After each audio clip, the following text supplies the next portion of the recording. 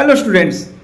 if you have interest in the chemistry, mainly inorganic chemistry and the biology subject, then pharmacy may be a good option for your future career. So today we will discuss regarding the pharmacy courses and especially the PharmD course, which is a doctorate program. So PharmD course 6 years का है और जैसे कि आपको पता होगा D pharmacy diploma 2 years का, 4 years का बी फार्मेसी होता है बैचलर, इसके बाद 2 साल का मास्टर ऑफ फार्मेसी होता है एम फार्मा, और फार्म डी जो कोर्स होता है वो डॉक्टरेट ऑफ फार्मेसी होता है और 6 ईयर का इंटीग्रेटेड कोर्स होता है। वो आपको डायरेक्टली आप डॉक्टर लिख सकते हो आपके कोर्स के बाद में, और you will be A doctor of pharmacy. Pharm D course में जितने भी मेडिकल के सब्जेक्ट हैं लगभग सिर्फ सर्जरी को छोड़ के most of the subject MBBS के कवर अप किया जाता है। और students you will be please that अगर एनईपी जो नेशनल एजुकेशन पॉलिसी है इसमें आप डिवाइड करके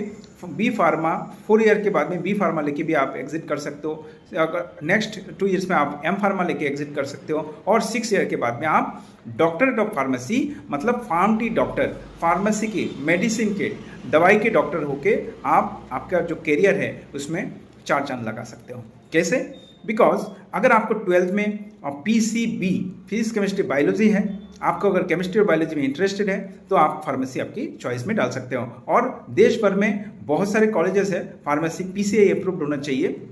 और कॉलेज जो यूनिवर्सिटी है वो गवर्नमेंट हो या फिर प्राइवेट हो वो यूजीसी अप्रूव्ड होना चाहिए।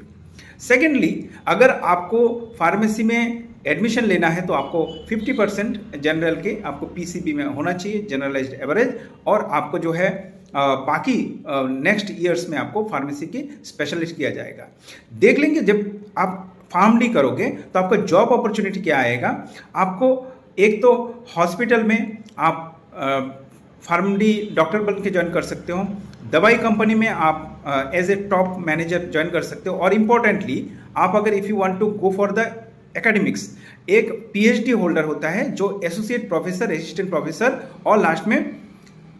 प्रिंसिपल, ये डॉक्टर पीएचडी होल्डर ही प्रिंसिपल हो सकते हैं। तो स्टार्टिंग सैलरी यहाँ पे 70 to 80,000 होता है after your pharm D, and then after आपको अगर प्रिंसिपल पोस्ट में जाते हैं तो यहाँ पे लगभग तो 1 लाख के ऊपर 1.5 लाख पर मंथ ये आपको सैलरी रह सकते हैं। तो pharm D is a very emerging course, जिनको भी नीट की कोई ज़रूरत नहीं है मार्क्स, और नीट में कम मार्क्स के लिए इसको ज्वाइन कर सकते हैं। So for such kind of educational and job related videos, you can follow and subscribe our channel and page, and if you can have more details and personalized assistance, you can give a hi on our this WhatsApp number and our personal